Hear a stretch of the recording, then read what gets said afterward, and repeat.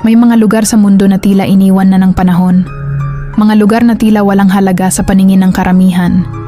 Gusaling luma, pinturay na babakbak, bintanang basag, at sahig na umaangal sa bawat hakbang.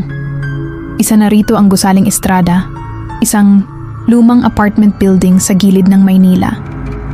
Mura ang paupa, kaya't patok sa mga estudyante, bagong empleyado, at mga taong gustong magsimulang muli.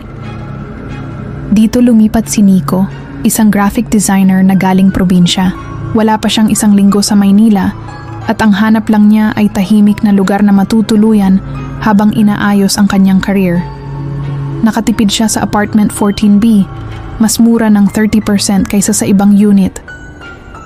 Swerte, sa isip niya. Ngunit kung alam lang niya kung bakit ito mura, baka nagdalawang isip siya bago pumirma ng kontrata. Ang unit ay nasa dulo ng ikalawang palapag. Malayo sa lobby at walang katabing unit sa kanan. Bukod sa amoy ng kahoy at alikabok, ayos naman ang lahat. May maliit na kusina, isang silid, at banyo. Tahimik. Wala halos tao sa hallway. Perfect para sa kanya na gustong magtrabaho sa gabi. Sa unang gabi pa lang, may kakaibang presensyang bumati sa kanya. Habang inaayos ang kanyang mga gamit, napansin ni Nico na tila may malamig na simoy ng hangin na dumadaan sa likod niya. Kahit sarado ang lahat ng bintana, akala niya'y guni-guni lang o pagod lang sa biyahe. Pero nang tumigil siya para uminom ng tubig, narinig niya ito. Isang impit na iyak, mahinang babae, tila galing sa kabilang silid. O mas malala, sa loob ng unit niya. Pinatay niya ang music sa laptop. Tumahimik ang buong paligid. Ngunit ang iyak ay nagpatuloy. Pahina ng pahina, pero hindi nawawala. Nang lapitan niya ang kwarto, wala siyang nakita. Baka sa kabilang apartment lang, sabi niya sa sarili.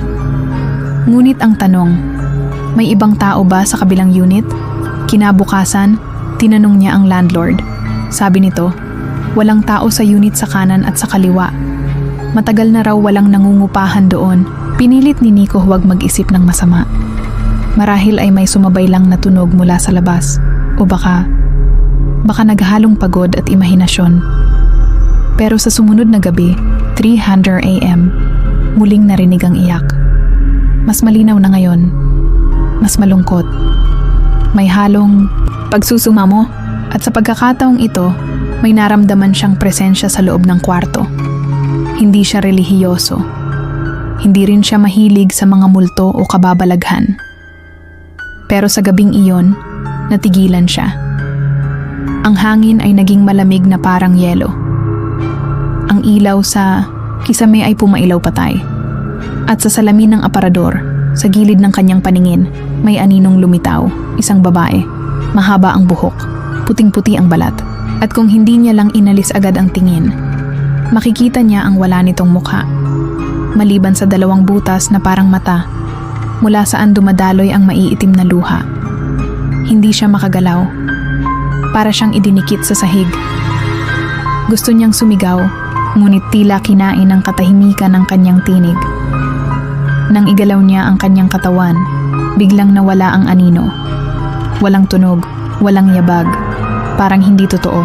Pero sa salamin, naiwan ang marka ng isang kamay at mga salitang tila sinulat gamit ang dugo.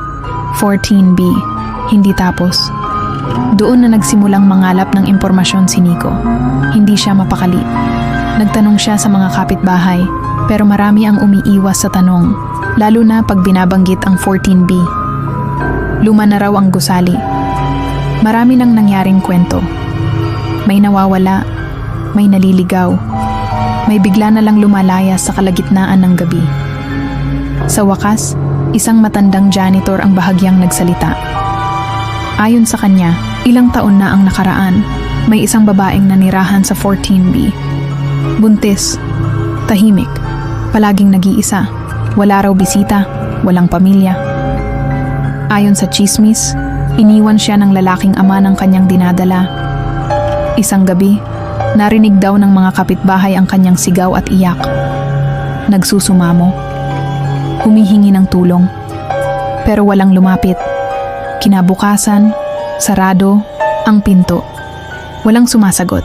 Tinawag ang pulis. Nang buksan ang unit, wala na ang babae. Malinis ang silid, pero malamig. May natagpo ang dugo sa kisame. At sa altar, isang laruan ng bata. Maliit na stuffed toy na parang niyakap sa huling sandali. Hindi na siya nakita pa. Hindi rin nahanap ang katawan niya. At simula noon, kada madaling araw, may umiiyak sa unit na yon.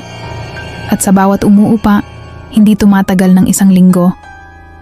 Iba't ibang karanasan, paggalaw ng gamit, paglamig ng hangin, bigla ang pagpatay ng ilaw, at laging iyakan ng babae.